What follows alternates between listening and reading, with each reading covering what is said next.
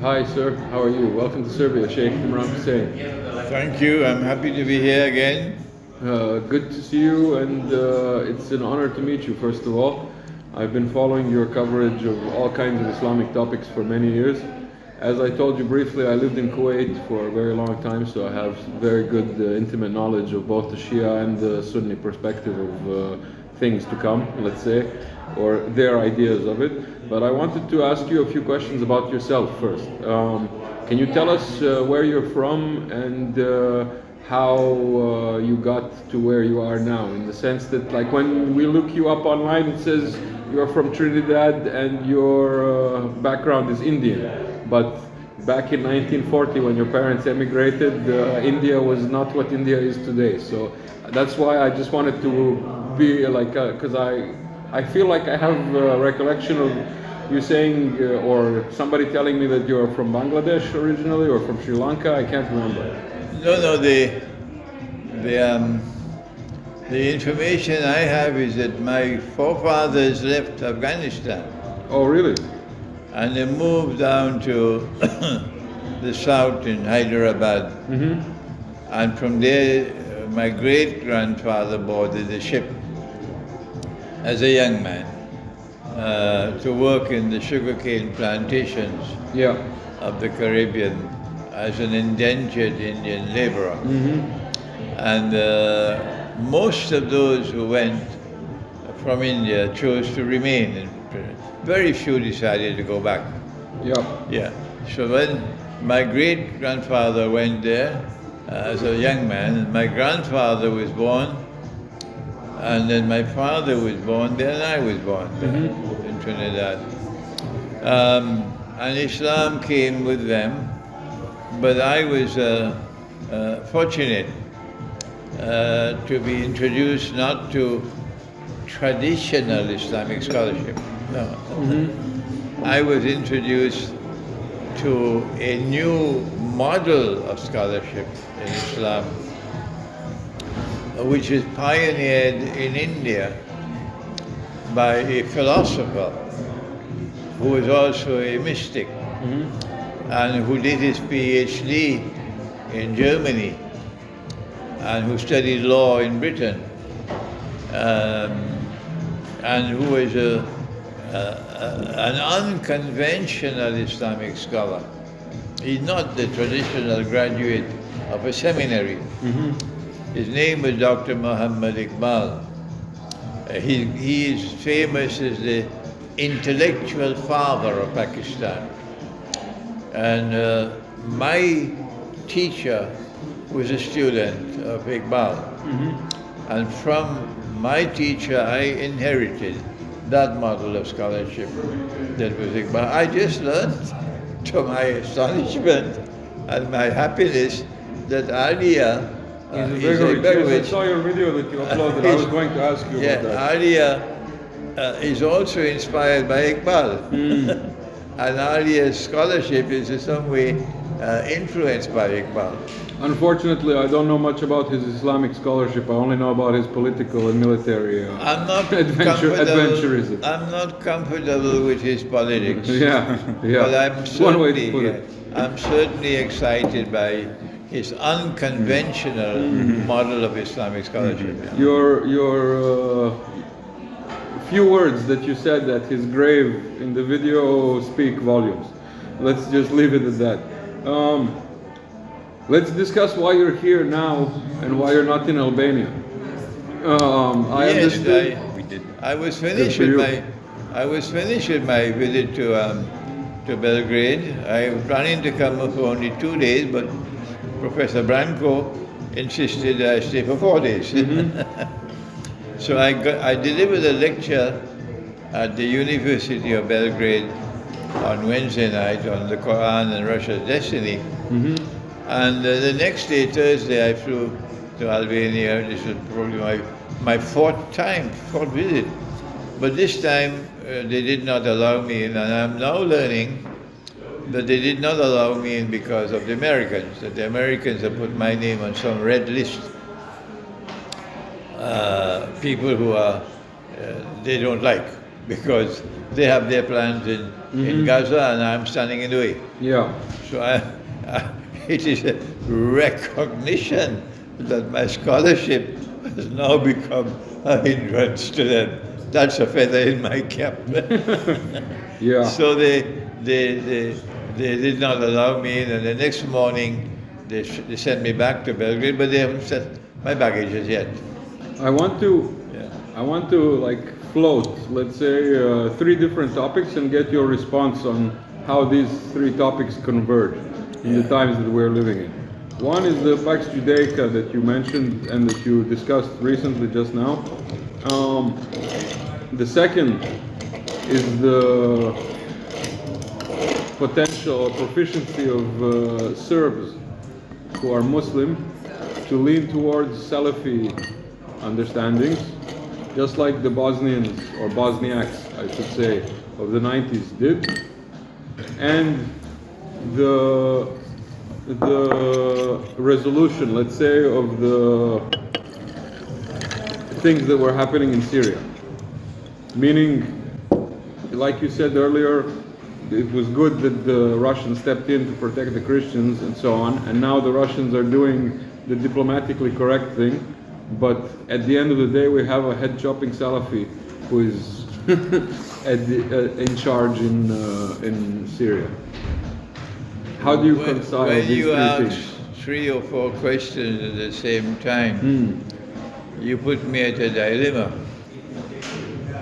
Because I can't remember the first one. The first one is Pax Judaica, how it's emerging and how Syria's Jolani is a part of this emergence, and tying that, because we all know that what happened in Syria is basically the same thing that happened in Bosnia, is it not? In the 90s. I have already answered about the evidence that I perceive of a Pax Judaica emerging. But a Pax Judaica cannot be established while the United States is still so powerful, while Europe and the European Union is still so powerful, and while Russia and China is still so powerful. So they need the Great War. The Zionists need the Great War. And they are calculating that there will be mutual destruction, and a post-nuclear war world would be one in which Israel can now make a credible claim to be the new Pax Judaica ruling the world. And so I anticipate that the Great War is not going to be long from now. 10, 11 years ago, I was seeing the evidence the Great War is around the corner. 11 years have passed. And when you say the Great War, you mean like the, how should I say, Ayam Kiyama, as they call it, Armageddon, apocalypse, fight against Satan, or do you see it in more incremental steps? The Great War is prophesied in Christian eschatology, in Jewish eschatology, in Islamic eschatology. So when I speak about the Great War, I'm talking about Armageddon. I'm talking about the Malhama. I didn't use these terms because you may not be familiar with them. That Great War appears to me to be around the corner now. I hope I'm wrong. I will be very happy if I'm wrong. But as an analyst, I have to tell you what I see. And that is that it appears to me now that when the war in Ukraine is winding down, and it becomes clear that Ukraine is facing collapse, and the Ukraine's backers do not want to face defeat, because it'll be too embarrassing for them, that someone will trigger off the Great War. I don't think Ukraine can continue for more than a year or more. That's it. So we don't have much time left before the Great War takes place. When the Great War does take place, the nuclear war takes place, then I am anticipating that in a post-nuclear war world, Israel will now make a claim to a Pax Judaica. That's my first question. What's the next one? The next one that kind of ties in, because Pax Judaica is happening in Syria. Like the removal of Assad helps Greater Israel more than anything, right or wrong? Like, are we on the same page about that? There is a big difference between Syria and Libya. Libya continues to be in chaos up to now. Fighting and bloodshed in Libya up to now. But as I said, there was a transfer of power in Syria that was peaceful. Peaceful transfer of power because the Syrian army gave up their weapons, stopped fighting. When they knew the government, the president has left. The president has left. So they gave up fighting. So the ISIS, the Dajjal's warriors, they didn't have to slaughter hundreds and thousands of people. Only tens. In order to take control of Syria and establish a new government.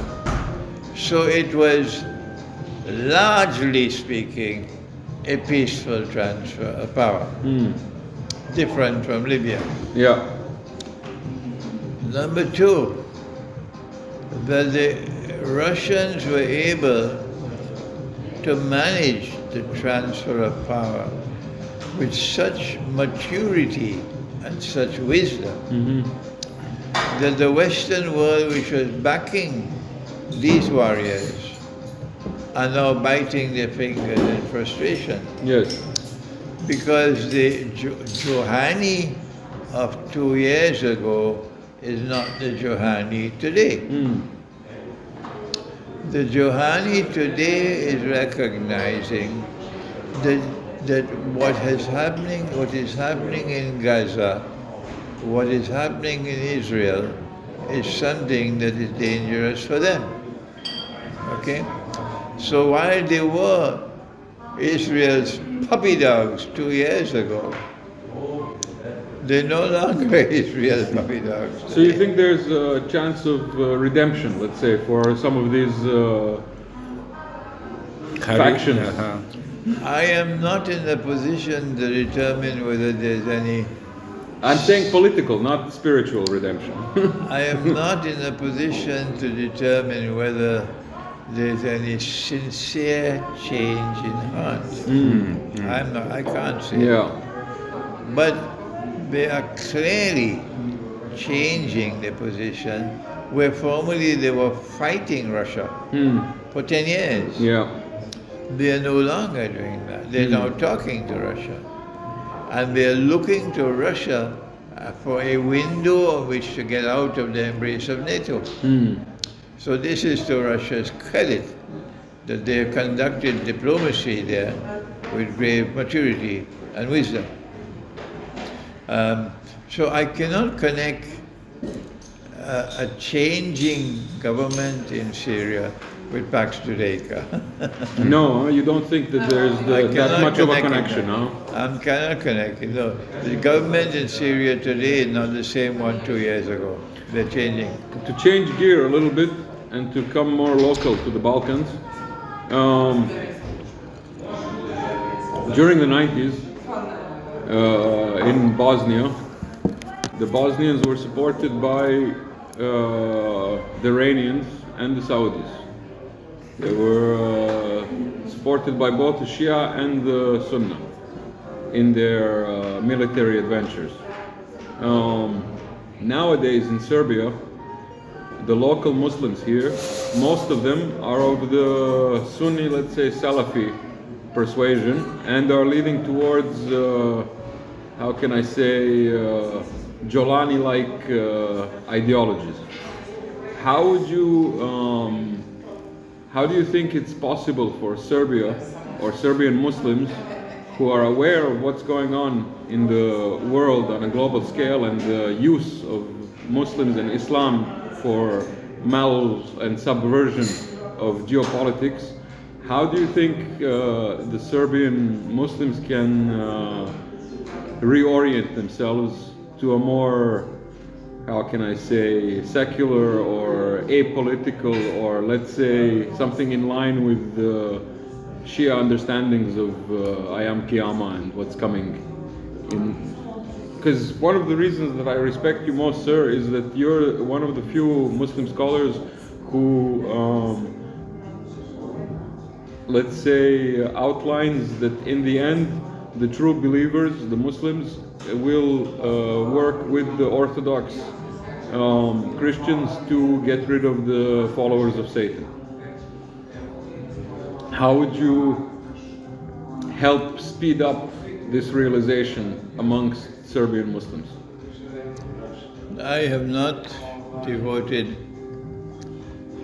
any effort to study the Balkans to such an extent that I will have an intimate knowledge of the things that you're talking about. But you need a scholar based here, like the Mufti, for example, who would be much better placed to speak about how events are unfolding amongst Muslims in the Balkans. But I can give only a general view from a macro perspective, most certainly not micro. And that is that there is a rivalry between two major movements in Islam in the Balkans, and not here only here, but elsewhere as well. And one is the traditional Sufi movement, which has shown its capacity, its resilience, and its capacity to survive. And the other is, I call them the Antichrist warriors, Dajjal's warriors. Dajjal. Yeah. And in that contest... Which ones are those, the Salafis or the Wahhabis? Or I don't distinguish between Salafis and Wahhabis. They're both in the same camp. in that camp, the Antichrist The soldiers. Salafi and the Wahhabi are both in the same camp. Yeah. The contest between Dajjal's warriors and the traditional Sufi world erupted dramatically so in Chechnya. And the Sufis handed the Salafis a beating of their lives. Beat them to such an extent that they're no longer a credible force in Chechnya. Yeah. And the triumph of the Sufis in Chechnya has not been without an intellectual component. That they changed from being hostile to Russia to now fighting for Russia. Fighting with great courage in Ukraine. And they're fighting alongside the Orthodox against the devil, basically, as is outlined even by Kadyrov himself. This is a change in the Sufi movement in Chechnya. The Muslims in this part of the world have a long history of warfare against Russia. And they have history written in blood that they treasure. Yes, Imam Shamil of Dagestan is a hero. He's a hero. And when the Russians captured him and they brought him to Moscow, and he lived the rest of his life in Russia, and then this Sufi religious leader and military leader got to look at the Russian way of life intimately. He changed. He changed. Oh, time up. Okay. Šta, treba vam... Treba napred da se traži dozvola. Šta, snimanje? Okay. That's hilarious. Oh, he doesn't want that. He doesn't want video. It's That's fine. hilarious. Okay. Imam Shamil okay. changed. And he began to admire the Russian way of life before he died. I'll be back in a second. So the same thing happened with the Chechenian leadership. All right? So in the Balkans, don't consider this to be a hopeless situation. Yes, the Sufis are in, they call it Bateshki. Yes, Bakashi, yeah, is it? but I can't remember the name. Yes. The Sufi movement. yes. In other parts of the world, Naqshbandi?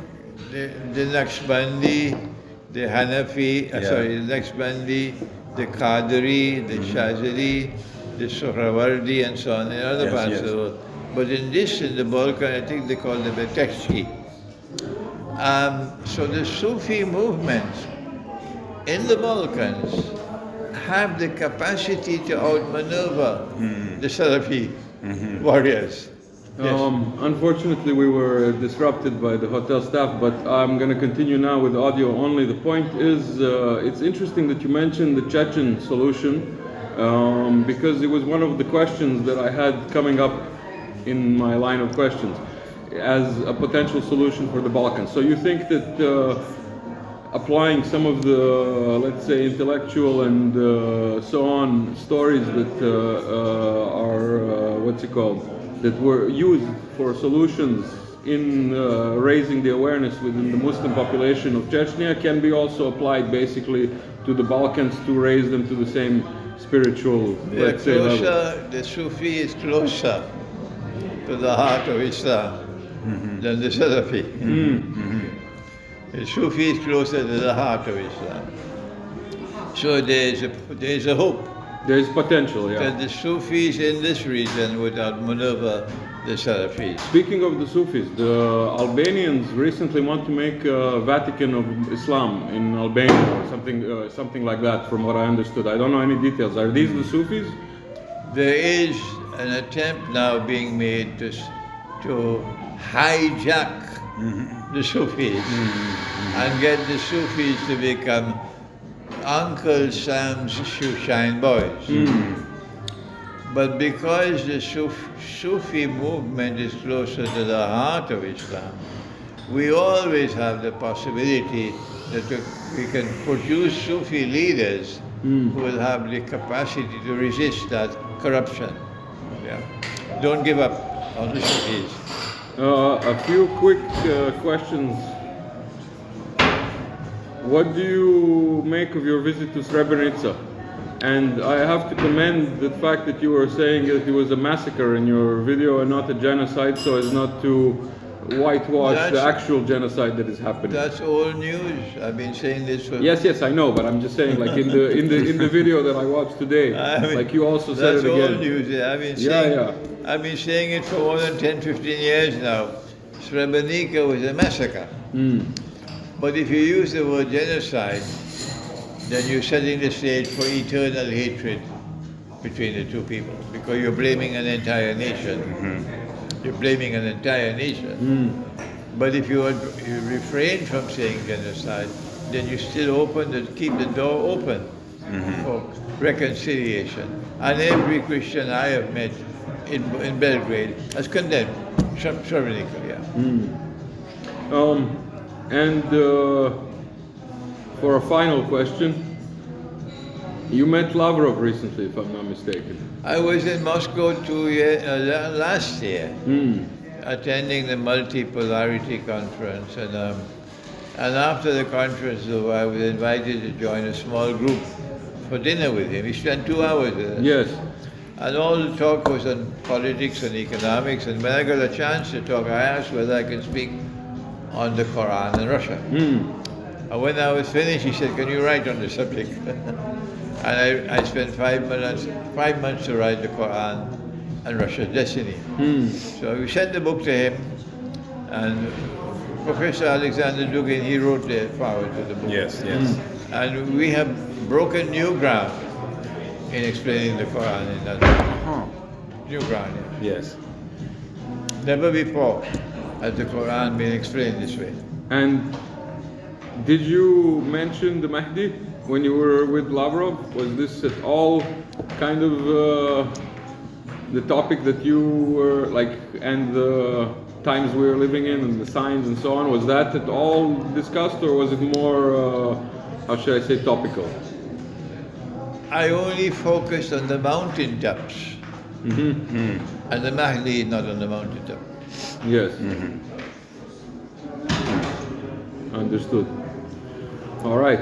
Thank you for your time. You're welcome. Excellent.